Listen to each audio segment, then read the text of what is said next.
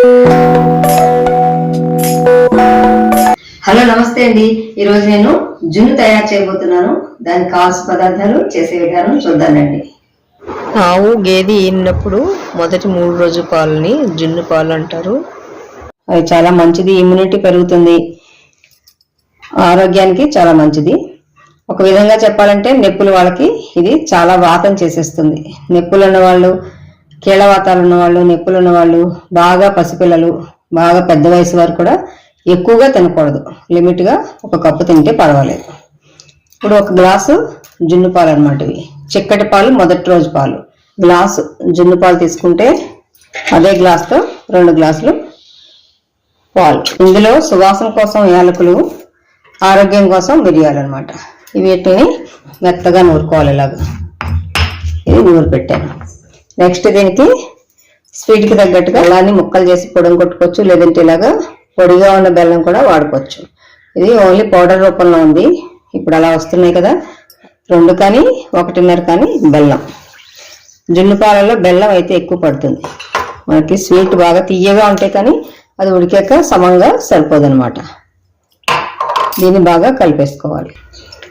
Stove వెలిగిస్తున్నాను. ఈలోపు నీళ్ళు 2 గ్లాసులు వాటర్ పోసాను. మనం పెట్టుకునే గిన్నెని బట్టి అందులో వాటర్ పోయాలి. ఇవి వేడెక్కుతూ ఉంటాయి. నెక్స్ట్ మనం నూరు పెట్టుకున్న యాలకులు, మిరియాల పొడి ఇది కూడా ఇందులో వేసేయాలి. మిరియాలు కూడా చాలా ఆరోగ్యం, మనకి వాత కూడా తగ్గిస్తుంది, అది వేడి చేస్తుంది, మిరియాలు చలవ చేస్తుంది అనమాట. అందుకని మిరియాలు ఖచ్చితంగా వాడాలి. యాలకులు వాడినా వాడకపోయినా ఇందులో జున్నులో మిరియాలు ఖచ్చితంగా వాడుకోవాలి. మనం వేసిన బెల్లాన్ని, యాలక పొడి, మిరియాల పొడి, బెల్లం, పాలు, జున్ను పాలు అన్నీ కలిసిలాగా బాగా కలుపుకోవాలి. బెల్లం కరిగిందన్నాక ఒకసారి పాలని టేస్ట్ చేయాలి.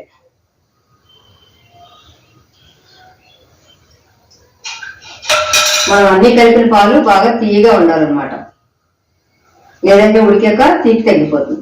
అప్పుడు జున్ను టేస్ట్గా ఉండదు. జాగ్రత్తగా దీంట్లో పెట్టేస్తున్నాను.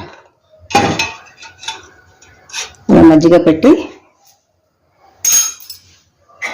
దీని మీద ఒక మూత పెట్టేసుకోవాలి.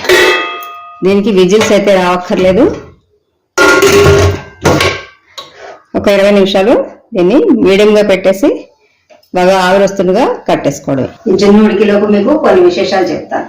చిన్నప్పుడైతే నా బామ్మగారి ఇంట్లో చాలా గేదెలు పాడి ఉండేది. అక్కడ కూడా పెద్ద పెద్ద డేసాలతో, పెద్ద పెద్ద గిన్నెలతో కాచేవారు. అలాగే నేను అత్తారింటికి వచ్చాక కూడా అక్కడ కూడా మామయ్య గారు, అత్తయ్య గారు దేశాల్లో పెద్ద పెద్ద గిన్నెలతో జున్ను తయారు చేసేవారు. అది నేను చిన్నప్పటి నుంచి చూసాను. అది ఆరోగ్యాన్ని చాలా ఇష్టంగా తినేవాళ్ళం. అది ఈ రోజుల్లో అతిగా తింటే కనుక ఖచ్చితంగా అది తేడా వస్తున్నాయి. ఈ పెయిన్స్ ఉన్న వాళ్ళు ఎక్కువ అయితే తినకూడదు. టేస్ట్ కోసం మనకి ఎంత ఇష్టమైనా సరే టేస్ట్ కోసం 1 కప్పు తిన్నా ఎక్కువ అనమాట. జున్ను తింటే వాతావరణం ఉన్న వాళ్ళకి నొప్పులు ఎక్కువైపోతాయి అని చెప్తారు. ఇప్పుడు మనకి ఆర్గానిక్ గా దొరకడం అనేది అన్ని తక్కువైపోయాయి. ప్రతిదీ అప్పటికప్పుడుగా అప్డేట్ గా రెడీ టు ఈట్ లాగా స్పీడ్ గా 10 minutes లో చేసేసుకునేలాగా రకరకాల అయితే జున్నులు వస్తున్నాయి. అవైతే అసలు తినకూడదు. ఇవి ఇలాగా తింటే చాలా ఇమ్యూనిటీ పెరుగుతుందని చిన్నపిల్లలకి, ఎదిగే పిల్లలకి ఖచ్చితంగా పెట్టాలి. జున్ను అయితే చాలా అంటే చాలా టేస్ట్గా ఉంటుంది. మా వారికి అయితే ఆల్ టైమ్ ఫేవరెట్. అది చాలా మంది టేస్ట్ బెల్లం నచ్చక పంచదారతో కూడా చేస్తారు. పంచదారతో అయితే ఆరోగ్యం కాదని అందరికీ తెలుసు కదా అది. అందుకని సాధ్యమైనాక బెల్లాన్ని, ఆర్గానిక్ బెల్లాన్ని తీసుకుని ఇలా జున్ను పాలు దొరికినప్పుడు ఖచ్చితంగా అందరూ చేసుకు తినండి. చాలా అంటే చాలా టేస్టీగా ఉంటుంది, ఆరోగ్యంగా ఉంటుంది. ఒంట్లో హెల్త్ రీత్యా నొప్పులుగా ఉన్నవాళ్ళు కొంచెం తగ్గించి తీసుకోండి. బాగా పెద్దవాళ్ళు, బాగా చిన్నపిల్లలకి కొంచెం లిమిట్గా పెట్టాలి. మా మామగారి ఊర్లో గేదెలు పాడి ఉండేది బాగా.